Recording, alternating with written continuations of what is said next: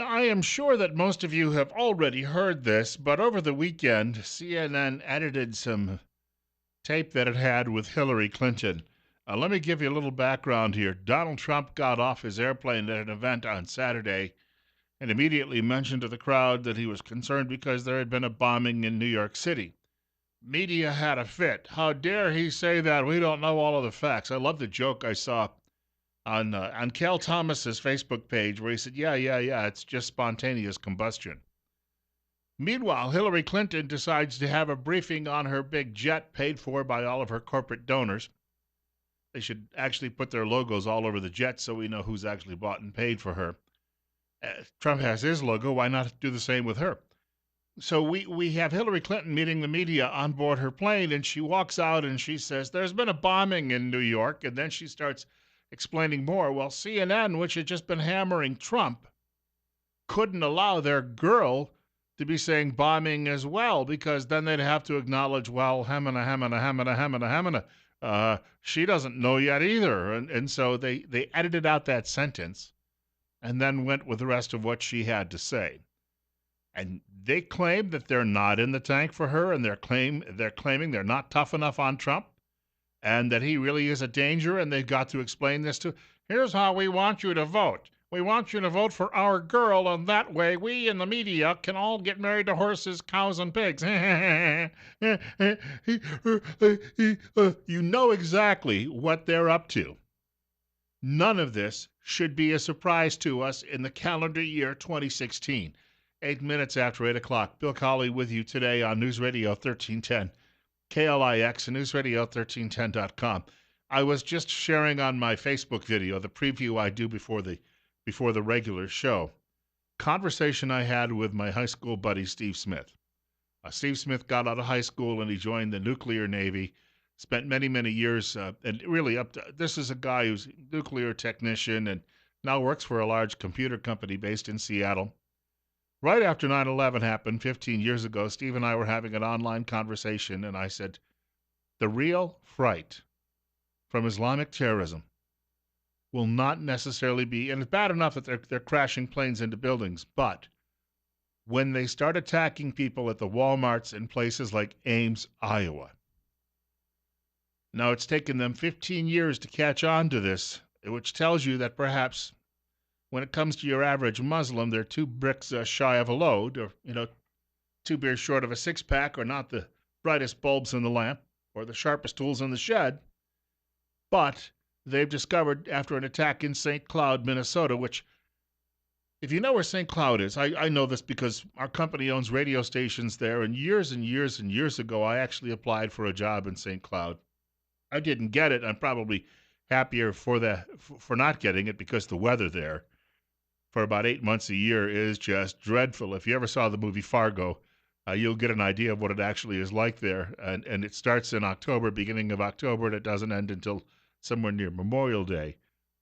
But at a mall in St. Cloud, Minnesota, you may have been on Mars over the weekend, so you may not know this, but a Somali Muslim refugee got dressed up in a security guard uniform, and then he started running around the mall, and he would ask people, are you a Muslim? And if they said no, he would stab them. 9 people stabbed. He was eventually shot dead by a good guy with a gun. An off-duty police officer who just happened to be armed eliminated that problem on the spot. But there you go. There's my analogy to Ames, Iowa. And St. Cloud, Minnesota is a city a little over 60,000. If you're looking for something that would be familiar, it would look a lot like Twin Falls. It's 8:11. Bill Colley with you on Top Story on News Radio 1310, KLIX, and newsradio1310.com. It's 57. And then after the bombings, look, it was, you cannot immediately say, all right, these things are all connected. But after a bombing in New Jersey, and then a bombing in New York, and then another bomb found a few blocks away in New York, and then a whole series of bombs found again in New Jersey, somebody finally put the connection together and went, concerted attack. Or I guess as they say at public radio, concerted. They have to be a little bit more, hoity-toity in their pronunciation of some of these words. I have a few sound clips, and this just shows you the differences between how a liberal is treating this and versus how a man of action like Donald Trump is treating this. This is the current governor of New York, the very reptilian Andy Cuomo. He is, of course, the son of the former governor of New York, Mario Cuomo. Of Andy Cuomo speaking this morning on television, and boy, isn't this really getting right down to the nub of who your enemy is? The investigation is now focusing on one individual, and that would suggest by this individual that there is a foreign connection to the attack. Okay, so we've got one individual, and there may be a foreign connection. All right, who is this individual? Why would you believe that in the first place? Is there some reason? Are you telling us that he's perhaps a Muslim terrorist? No, because you won't say that. And the mayor of New York City, the communist mayor, Bill de Blasio, said over the weekend, well, it was an intentional attack. See, he didn't say it was terrorism, though. Well, if it was intentional, what do you think the point was?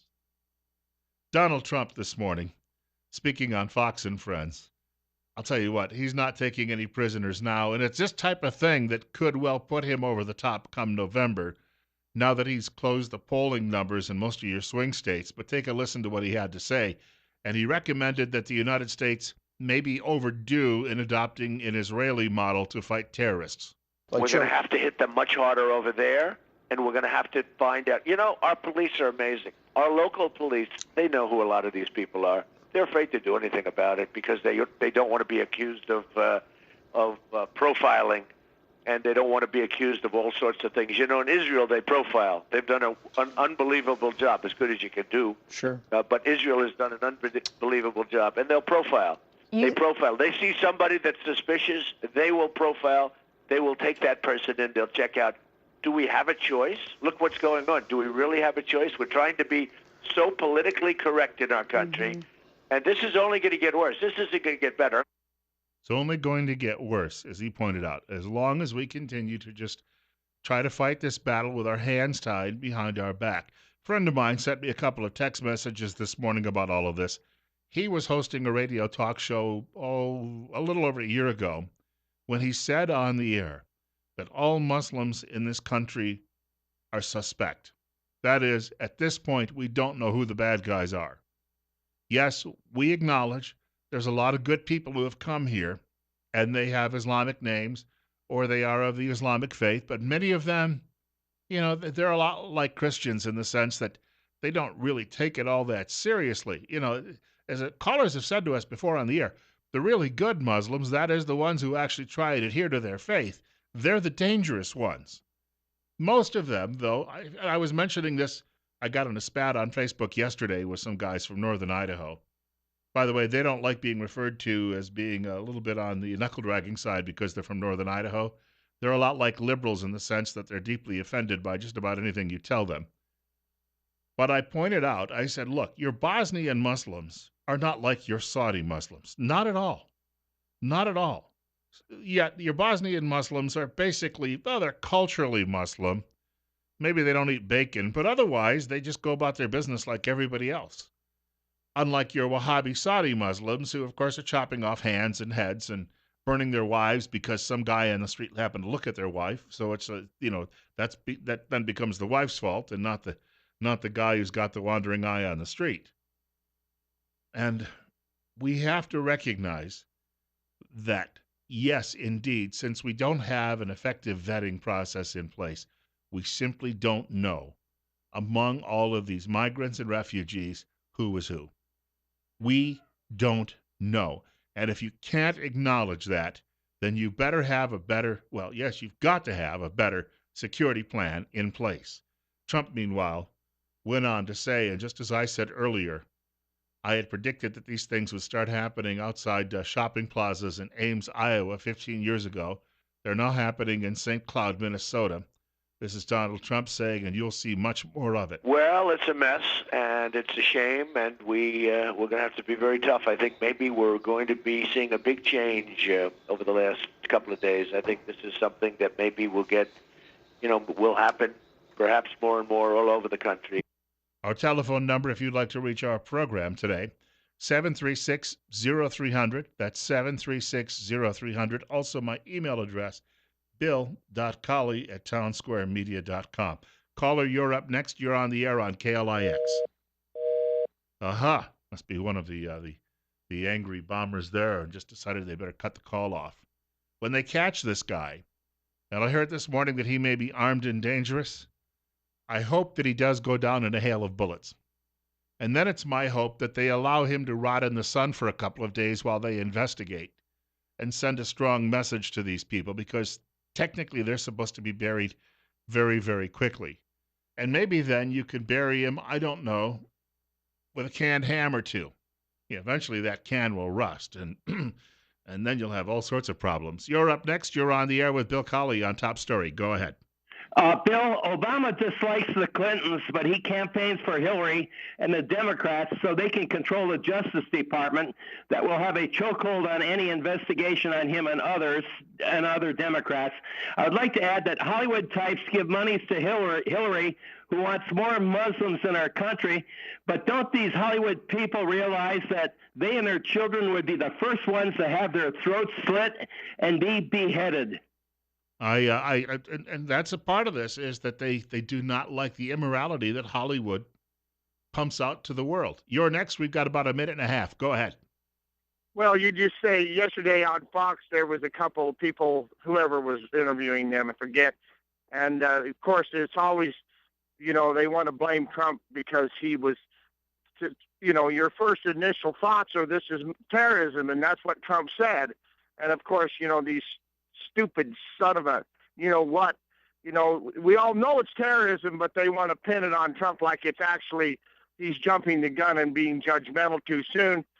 And, my point is with this occurring, and it may, step up, that this may actually help him, like you just said. I'll hang up. Thanks. Hey, thank you. Well, even if he had been wrong, let's say the bomber had been, because there supposedly was a note that was left that said, I'm a homosexual and people in Chelsea treat homosexuals poorly and I need to get revenge. Even though Chelsea is a big hookup place in New York City for those kind of people. If Trump had been wrong, so what? Well, he hurt the feelings of Muslims all over the world, and that's not nice. Well, considering what they've been doing over the last 40 years, I don't care that he hurts their feelings, to be honest with you. You know what? If their feelings are hurt, maybe they ought to. It's like I told one of these guys on Facebook yesterday, take a Valium. For crying out loud, stop the whining. Bill Colley with you on Top Story this morning. We have a short break. I've got more on this subject on the way. On News Radio 1310, KLIX, and NewsRadio1310.com. And I do want to remind you, if you'd like to give us a shout on the other side of the break, the telephone number, 736-0300, 736-0300. Of course, a lot of the liberals who don't call, but they tune in, they're sitting out there this morning when they hear all of this talk and the fact that these people may be ISIS affiliates, and they're going, no, because there's no connection. They're not walking around with ISIS ID cards. I got a thought on that. Let me share that in just a moment. But in the meantime, I wanted to mention, if you're listening to this show, thank you. No matter what your political persuasion happens to be, but also if you're having difficulty hearing it, we can help out, because you need to see Dr. Christine Pickup, a doctor of audiology, at Mount Harrison Audiology in Rupert. With advances in healthcare, she reminds all of you, people are living much longer. However, cognitive decline continues to be a major concern. People with hearing loss have a greater risk of developing that decline, which can lead to dementia. The greater the loss, the greater the risk. Keeping your hearing healthy is an important part of your overall wellness, she reminds you. Knowing your hearing status and doing something about it can lead to a better, healthier life as you age. Now's the time, she reminds you, to schedule a hearing evaluation. Call Mount Harrison Audiology for an appointment, the number 312-0957. Over at the Wall Street Journal today, they've got this, and it just this quickly is in their lead editorial. It says, ISIS has sometimes claimed opportunistic credit for attacks undertaken by lone attackers with no formal connection to the group, but the example of the solo killer inspired by Islamic State propaganda over the internet is now familiar in the U.S. In other words, they don't have to be walking around with a membership card. In other words, they go online and ISIS says, hey, go out and kill your neighbors. And they do it. Then I guess we could say that they are agents of ISIS. If you did that here in this country, you incited violence against your neighbors, they'd bring you up on charges even if you didn't pull the trigger. You're up next. You're on the air with Bill Colley on KLIX. It's Top Story. Good morning. Good morning, Bill. Well, Islam has had a war against the world for over 14 or almost 1,400 years. It's about time we woke up to the fact that Islam is a theocracy. It hides behind the facade of a religion. So everybody says, well, we have religious freedom in this country. But it's all about world domination. Even from the founding of this country, they have been interfering with us and killing Americans for a long, long time. And worldwide, of course. But as you've mentioned many times, if they follow the Quran, there's over 100 verses where they're commanded to kill, and they get their 72 virgins. It has no connection at all with Christianity, even though there's that. They're trying to combine the two of them. It's just like putting oil and water together. But Bill, with these events happening, we need to close the borders. We need to stop, as Trump said originally, all Muslim immigration into this country, not just the refugees, because certainly the Syrian ones, as you've mentioned many times, we can't vet them. We have no boots on the ground over there. And even the people that came here for the Times News Dog and Pony show admitted that to some of us, that we really just have to interview them and trust their word. Well, they're commanded to lie until they take over, and that's part of their religion or theocracy or whatever. So well, that's called absolutely, the dimitude. People, we better stop this stuff because it's going to come right to our local mall here if we don't stop it. Hey, thank you much for the telephone call, sir. And you're up next. It's 8:27 and 59. You're on KLIX. Hey, good morning, Bill. Yes, ma'am. Go ahead. You are doing one fabulous job of running this show, and I really appreciate it, and I enjoy listening to you every morning. And I just thought I'd start your day out right. Oh, I was going to say I went for the butt. I just like to give somebody a heads up in the morning and get their day started. Well, thank you. Check's in the mail. Okay. Thank you for the telephone call. There have been periods in Islamic history where it has been dormant. I was also making this argument with those guys from northern Idaho yesterday, which, by the way, I wouldn't mind living up there either. I mean, it's a beautiful area. But I was making this argument with them yesterday. There was a long period in Islamic history where it was very, very dormant, and they minded their own business. We have to realize those Europeans that liberals admire so much decided to go in there after World War I and just before World War I and mess things up. Well, because, they had to draw lines and appoint their own people and suck oil out of the ground. And there was a guy by the name of Qutb in Egypt, and he got upset with that, and he started this whole Muslim Brotherhood movement way back in, I believe, the 1920s. And it's been growing and festering ever since then, and it hasn't gotten much better. And Ron Paul himself had said one time, look, we've got military installations in 150 countries around the world. Remember, he wanted to close many of those. The problem with those is that we spread culture while we're there. That is, we spread our Hollywood movies, we spread our lifestyle. And in that part of the world, they don't go for same-sex marriage or having, bearded 35-year-old men share the same locker room or bathroom with your 3-year-old girl. So they have some legitimate grievances with the debauched culture that we have. And that's when George Bush said they hate us because they hate our freedom, they could care less about what we probably do to ourselves for the most part. They don't want us, though, corrupting their children. Now, we could say that their culture itself, when they go around gouging out people's eyes and burning them at the stake or in cages and the like, it's got its own problems.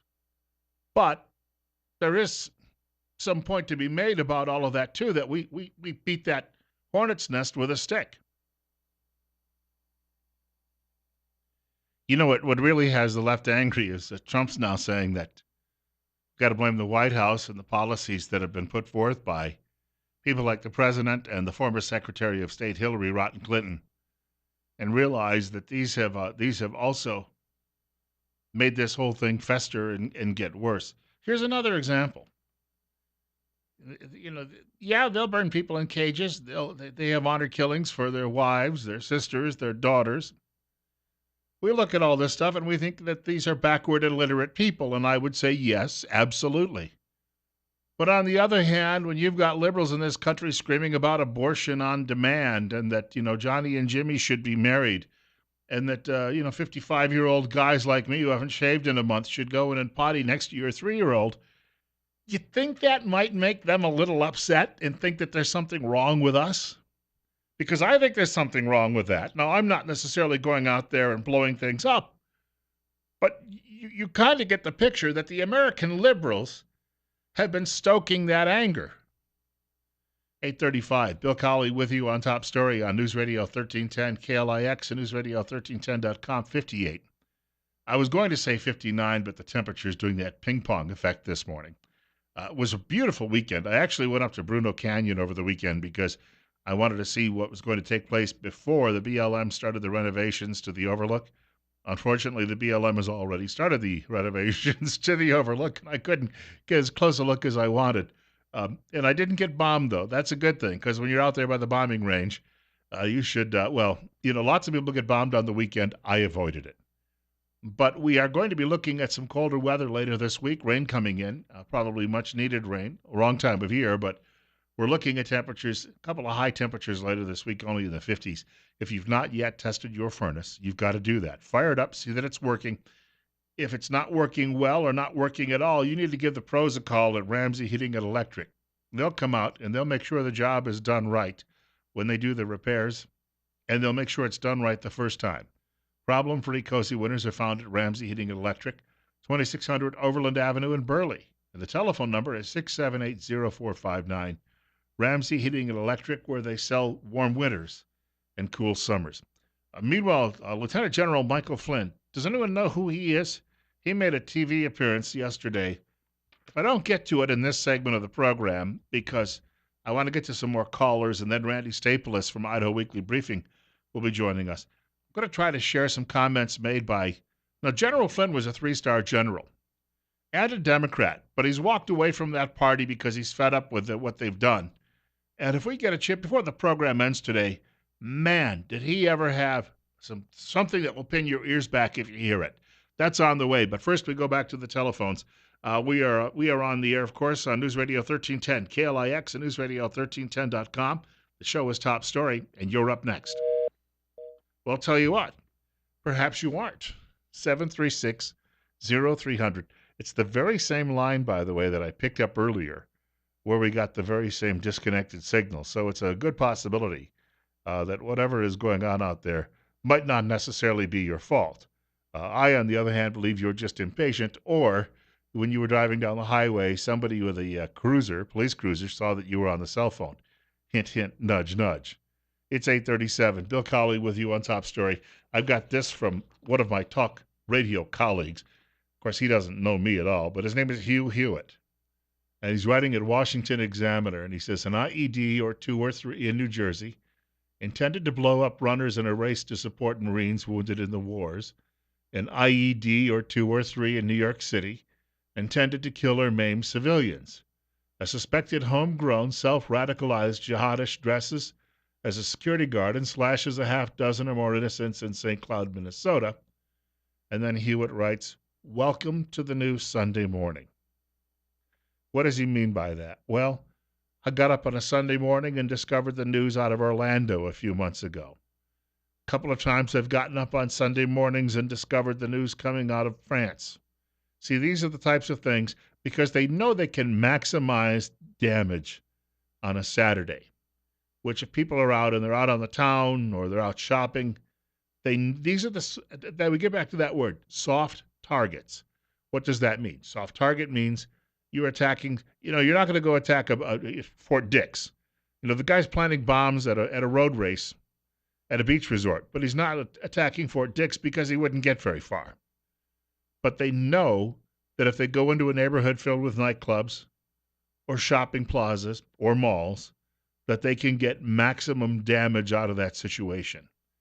And these guys enjoy that, which is all the more reason that when you actually kill this Ahmed fellow, which would, I think, be much better than sending him off to trial. I don't know that you're going to get much out of him at trial other than, a couple of cousins and a brother may have been involved. But if he gets into a shootout and they blow his brains out, as I said, let him, you're going to have to investigate. So you leave his body out in the elements for a couple of days, his corpse. And then when you're done, wrap him in bacon and throw him into a river somewhere. If we started playing hardball with these people and we started showing them that we mean business in that sense, a lot of them would start thinking twice before they would go out and enact this violent rage that they somehow have come about or that they've developed in their lives. And you know what the other part of this is, most of these guys. Remember what Donald Trump said when he held up his hand about his size in that debate? Well, a lot of these guys have tiny hands, and they don't get very far with women, so they're enraged about other things in life, and this is how it manifests. Randy Staples will join us in just a few minutes on KLIX.